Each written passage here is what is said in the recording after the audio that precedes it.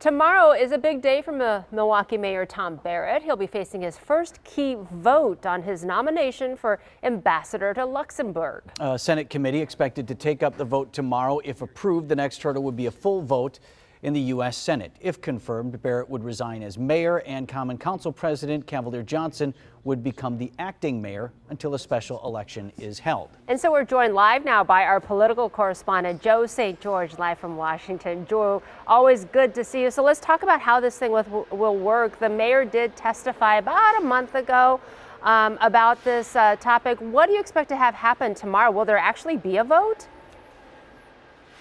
Yeah, it's a slow process, right? I mean, we've been covering this for several months. I've been texting Charlie Benson about this, right? It's a big deal in Milwaukee if the mayor has to step down and a special election has to be created. Tomorrow, again, is when the first big procedural step for the mayor to become the next ambassador to Luxembourg. The Senate Foreign Relations Committee will what's known as discharge the nomination. That means send it basically to the Senate floor. If he's able to get a majority of senators, then that means the next key step will be to get a vote on the floor of the Senate. But that process has been very slow as well over the course of this year. President Biden struggling to get a number of his ambassador picks confirmed by the full U.S. Senate. One reason is that Senator Ted Cruz of Texas has been frustrated with some of the Biden administration's actions toward Russia, and he's been holding it up, a lot of these nomination votes,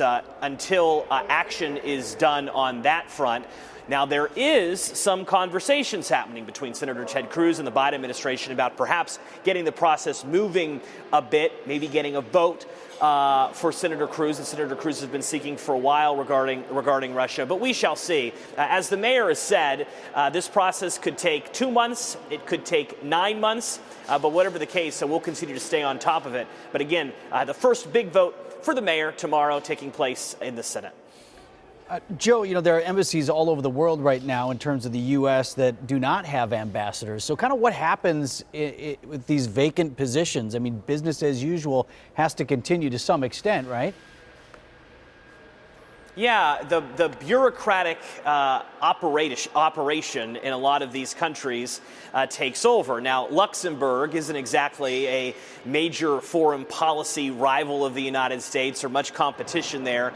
But in other countries around the world, a lack of ambassadors, just a lack of an American presence there, and it has a real impact. There's no ambassador to Japan right now. President's pick to Japan has also been stalled in the U.S. Senate. So there's a lot happening regarding this. Again, all of this is part of the dysfunction that continues to exist in D.C.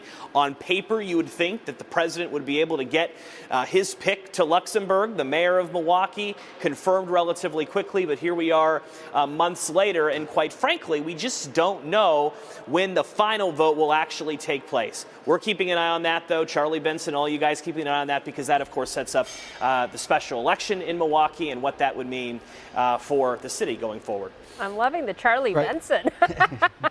Many interested parties on that front, Joe. Yes, Joe St. George in Washington. He told me if you mentioned his name, he'd buy me a beer. So we'll see. Oh, okay. Well, is that like one per? All right, good job, Joe. Thanks.